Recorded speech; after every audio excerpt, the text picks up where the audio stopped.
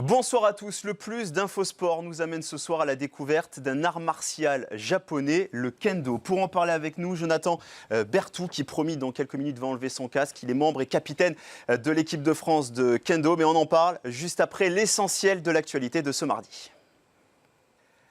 Voilà donc pour l'essentiel de l'actualité de ce mardi soir. Le plus d'Infosport vous amène donc ce soir à la découverte du kendo. Et pourquoi on vous parle du kendo? Tout simplement parce que ce week-end va se dérouler à Levallois l'une des plus grandes compétitions dans le monde et ça se passe en région parisienne.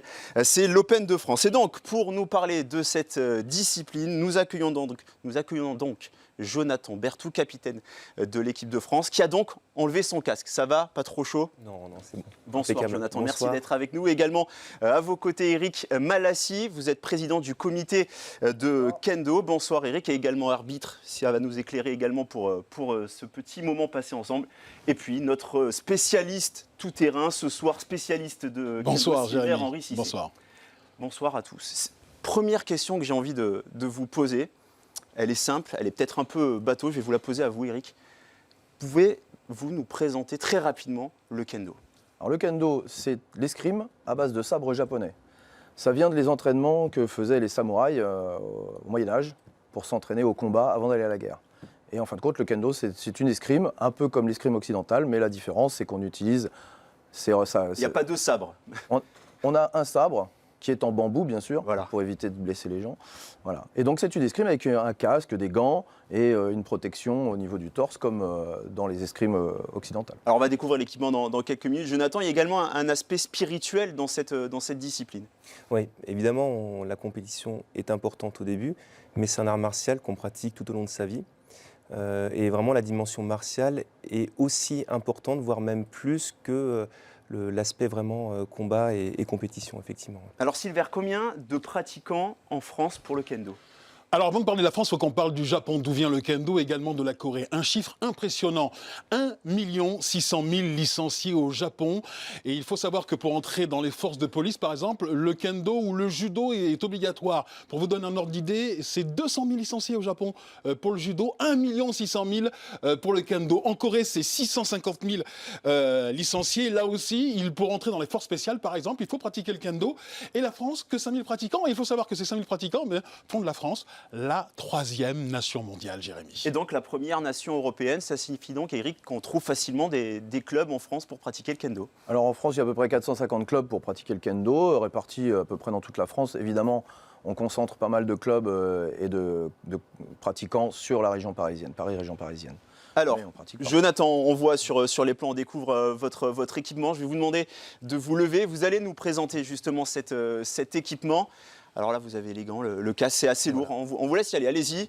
Vous allez aller devant la caméra et donc vous allez également nous présenter. Alors, vous ne l'avez pas pris, mais on va présenter ce qui vous sert donc, de sabre, qui s'appelle donc le shinai, et c'est en bambou. Ouais. Et après, donc, je vous laisse à commencer par le casque. Oui.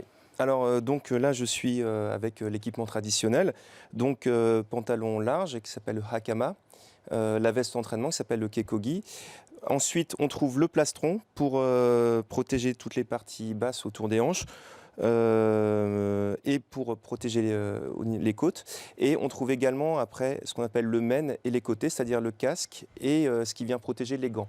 Et en fait, ce sont sur ces parties protégées qu'on va venir frapper et c'est ça qui permettra de marquer le point en kendo. Alors justement, Eric va vous rejoindre puisqu'on le disait, vous êtes également arbitre. Eric, quelles sont les zones qu'il faut toucher pour marquer des points? On rappelle juste, ça dure donc, un combat appelé également shiai dure 5 minutes. Il faut marquer donc 2 points pour gagner le combat. Comment peut-on marquer un point? Alors déjà, il va falloir utiliser le shinai avec la bonne partie. On peut remarquer qu'il y a une corde qui représente le dos de la lame et donc à l'opposé vous avez la latte qui représente le tranchant. Et puis on a un joli petit nœud qui s'appelle Nakayui, c'est très joli, qui représente la partie uniquement valable du shinai pour pouvoir toucher les différentes parties du casque, par exemple. Alors le casque, il va falloir venir couper correctement avec cette partie ici, parfaitement posée sur le casque avec le bon sens du tranchant. La même chose sur les gants, il faudra venir toucher la partie protégée de cette façon, avec la bonne partie du shinai. Et pour le plastron, c'est exactement la même chose. On va venir toucher la bonne partie du plastron avec la bonne partie du shinai. Oui, parce qu'il faut préciser qu'il y a 4 parties pour marquer des points. Voilà. Il s'agit du poignet droit, de la tête, de la gorge et du plastron, qui représente ce que faisaient les samouraïs, c'est-à-dire fendre l'adversaire. On coupe l'adversaire en deux. Donc quand on coupe le poignet, la partie tombe par terre. Quand on coupe la tête, c'est coupé jusqu'à peu près la hauteur de la mâchoire. Et quand on vient toucher au niveau du plastron, on est censé couper la personne en deux. Donc ce sont des attaques qui sont vraiment totales. Il n'y a pas d'arrêt, on ne s'arrête pas en cours de route pour attaquer, c'est vraiment une attaque complète. Et donc c'est très codifié, il faut également pousser un cri, un placement du pied également très important. Voilà, donc c'est ce que l'on appelle Kikentai no Ichi. Ki, qui représente l'énergie, Ken le sabre, Tai le corps, no Ichi, l'unité de ces 3 éléments. Et donc ça se matérialise par trois sons. Le kiai, le cri, on annonce la partie que l'on va toucher, men pour le casque, côté pour les gants, do pour le plastron.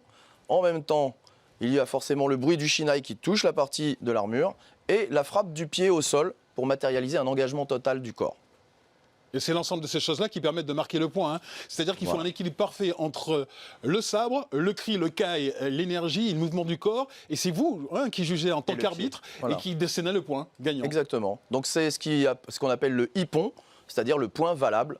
Et à ce moment-là, les arbitres vont annoncer que le point est compté valable en levant le drapeau de la couleur du combattant. Alors messieurs, je vais vous laisser revenir autour de cette table. On va donc en venir à cette compétition, Silver, qui va se dérouler ce week-end, le 4e Open de France, ça sera à Levallois. Elle est extrêmement importante parce qu'après les championnats du monde et les championnats d'Europe, c'est la plus importante compétition en Europe avec les Japonais et les Coréens qui font le déplacement, qui viennent. Ce sont 17 nationalités, 400 participants et ils viennent tous parce que c'est le point de rendez-vous européen avec des Français qui laisseront peut-être des miettes à leurs collègues européens parce qu'il faut savoir que lors des derniers championnats d'Europe, les Français ont gagné 25 titres sur 27, donc 19 en or. Et vous avez laissé quelques miettes aux Italiens, aux Hongrois et aux Allemands qui sont derrière. C'est bien ça, Eric ? Oui, c'est tout à fait ça. Alors c'est vrai que la France, on est quand même très très bien placé au niveau des résultats en Europe. Ça, on est vraiment leader à ce niveau-là, en termes de licence, mais aussi en termes de résultats de compétition. Alors Jonathan, les championnats du monde, je crois que c'est tous les 3 ans. Tous les 3 ans, Du coup, c'est aussi l'occasion de vous frotter aux meilleurs et notamment, bien sûr, aux Japonais. Oui, les compétiteurs japonais et coréens sont... Pour nous, ce sont vraiment les grands champions. Et nous, en tant qu'amateurs, c'est un peu un rêve de rencontrer les compétiteurs qu'on voit régulièrement en vidéo sur Internet. Donc, c'est toujours un grand moment. Et venir aux championnats du monde, effectivement, c'est le rêve de tous. Oui, parce qu'ils sont kendokas. professionnels, les Japonais et Coréens. Ouais. Japonais, Coréens, également les Américains qui sont parmi les nations phares de la discipline. Les Américains sont semi-professionnels et nous, bien qu'amateurs, on tend à s'entraîner, à avoir un système d'entraînement qui tend le plus possible au moins vers le semi-professionnalisme à l'heure actuelle. Rendez-vous donc ce week-end, ça sera au Palais des Sports Marcel Cerdan à Levallois. C'est gratuit. C'est gratuit, gratuit, vous faut avez préciser. raison Silver, Voilà. c'est important de le préciser. Ce sera donc samedi et dimanche à partir de 9h, c'est les vacances scolaires. Ça vaut bien le détour. Merci à tous les deux de nous avoir fait découvrir votre discipline. Merci beaucoup Merci à vous, Silver, Jérémy. restez bien avec Merci. nous. L'actualité revient tout de suite sur Info Sport Plus.